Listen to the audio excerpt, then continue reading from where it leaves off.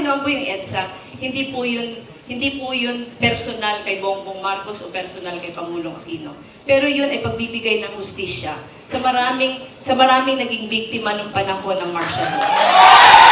Yun po, pagbibigay po ng pagkakataon na yung sinasabi po mga nanakaw sa nasalapi sa ating bansa, dapat maibalik. Kasi dapat po yun sa Pilipino. Hindi po yun personal, nalulungkot din po ako. Pag naging personal po yung usapin. I of course respect the opinion of the Congresswoman, but I would just like to point out that the PCGG has been in existence for 30 years with precisely that mandate.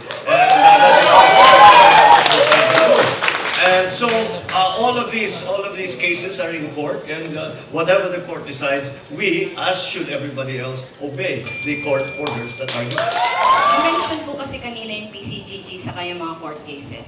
Si Senator Joey Salonga po, nung siya pa yung PCGG chairman, na-estimate niya yung loot na 5 billion to 10 billion US dollars. 170 billion pesos pa lang yung nare-recover natin.